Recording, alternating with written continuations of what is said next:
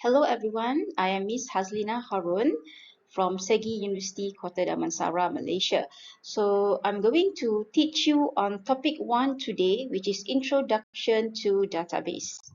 So these are the objectives that by the end of the topic, you should be able to understand all of these learning outcomes. We will learn on the difference between data and information. We also will define what actually a database is, what the different types of databases are that exist, and why they are valuable assets for decision making. And we also will look into the importance of database system and how modern database evolved from file system. And we will also look into the disadvantages of file system data management because we initially started with file system. So technology evolved, there's a need for us to change into database system. We will also be looking into what are the components of the database system and how this differs from the file system. And lastly, we will look into the main functions of a database management system.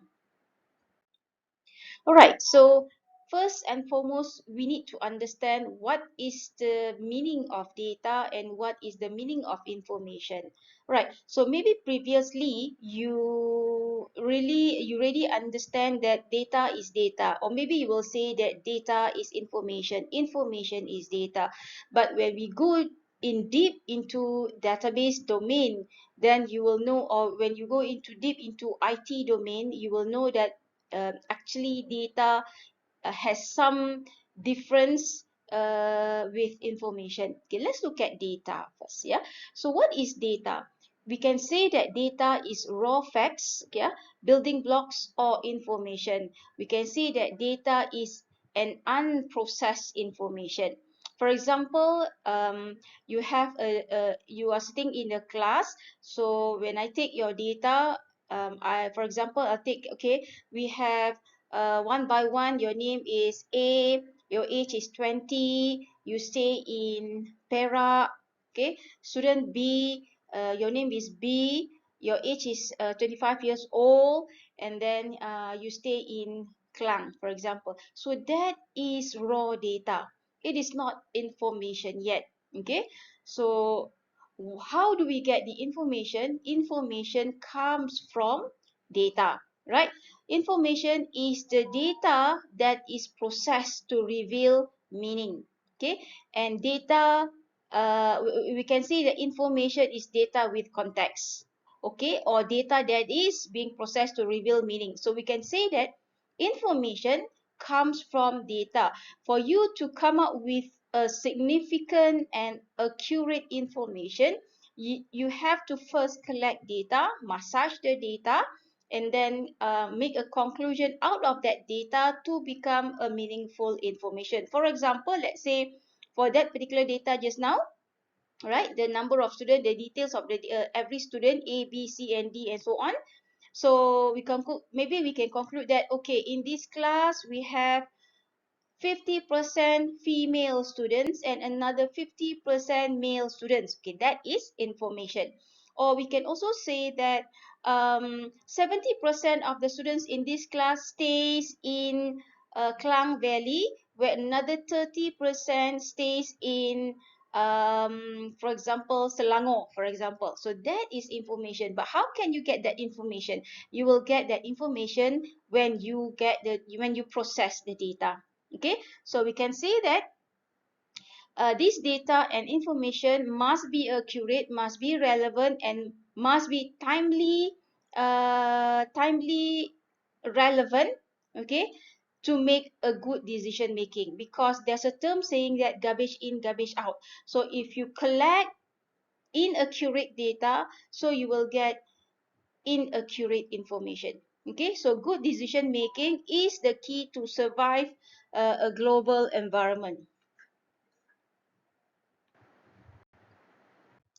Okay, for example, yeah, we have data from source A, we have data from source 1, we have data from source 2, we have data from source 3. So all of these we will process, massage, and then from this processing, outcome from this processing, we will get the information. Okay, so for example, the data 40, 70, 50, 87, and 69. And then after the processing, yeah, so we know that Ahmad's scores for the modules is 100.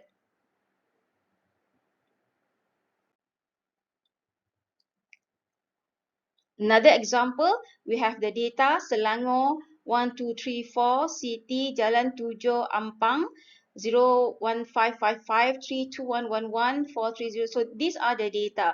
So after being processed, that you know, oh, this is the address for City Ahmad stays at 1234 Jalan Tujuh, okay, Ampang, and the phone number. This is the information, and this is the data. Looking at this data, we don't really understand, we cannot appreciate, but when you process, when you arrange it in a better way, then you know, oh, okay, this is address, this is the owner or the name, this is the house unit, this is the street number, this is the postcode, this is the city, and this is phone number. Okay. All right, so these are the parameters, data versus information. Okay, in terms of format, okay, in terms of format, data is in the form of numbers or letters or characters or symbol. It is a raw data. So that is in terms of formatting. For information, in terms of format, information are ideas or inferences. What is inferences? Conclusion, summary, things that you can conclude based on the data that you received. And you can see that information is data with context. Okay, in terms of represented in, okay, so data can be represented in, it can be in structured, okay, tabular data, in terms of graph, okay, in terms of data tree, charts, yeah, any kinds of charts and so on. But information, it comes up at the end of the day, it will be in terms of language, in terms of ideas, in terms of thought, based on the given data. Meaning, okay, in terms of meaning, data does not have any specific purpose. It's just a data. It's just the raw data. Okay, but for information, it carries meaning that has been assigned by interpreting data. By interpreting the data that you have collected, then we can make some conclusion, and we can interpret that data. In terms of contains, data is an unprocessed raw factors. Information is processed in a meaningful way.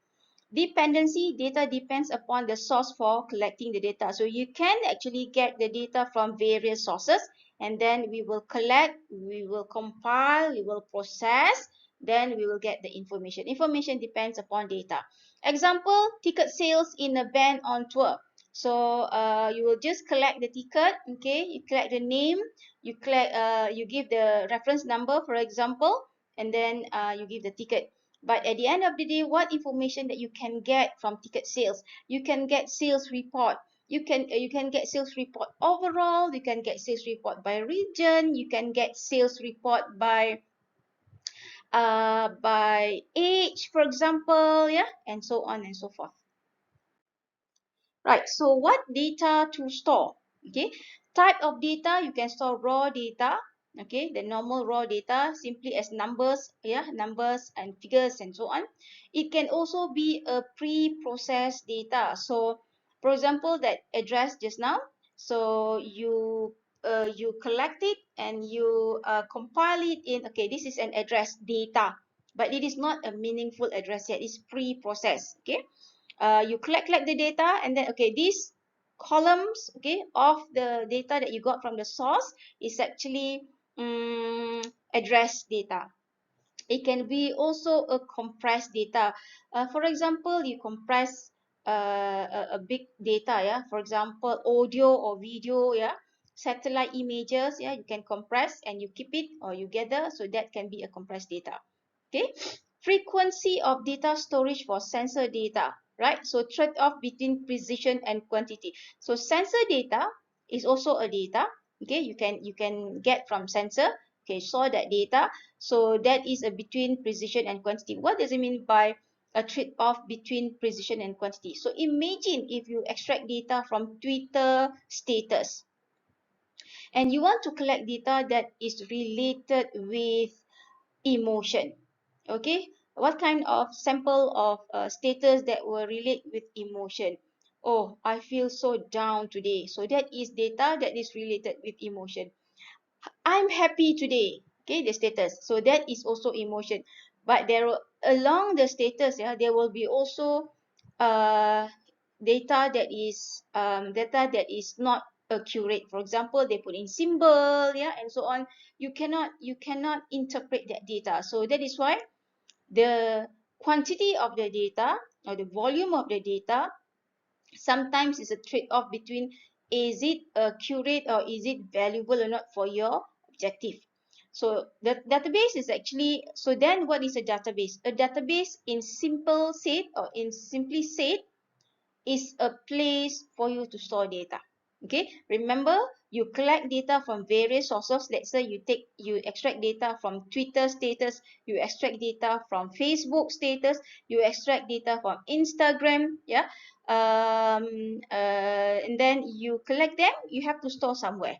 Okay, then you store it in a place, we call that database. Okay, where database is actually a shared integrated computer structure that stores end user data, which is raw facts, also metadata. What is metadata? Data about data. Data about data.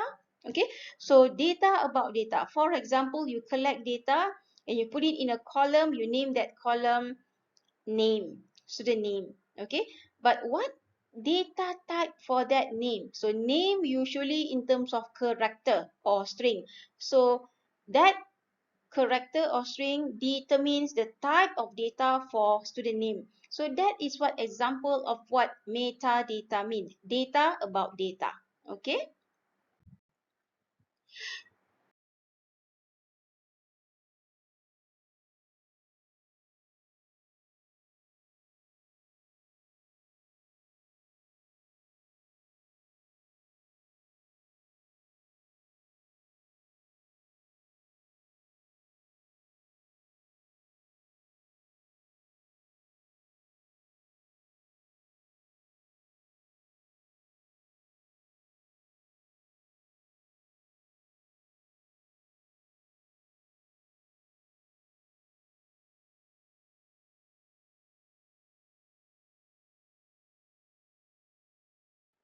Okay, so that is the end of part 1.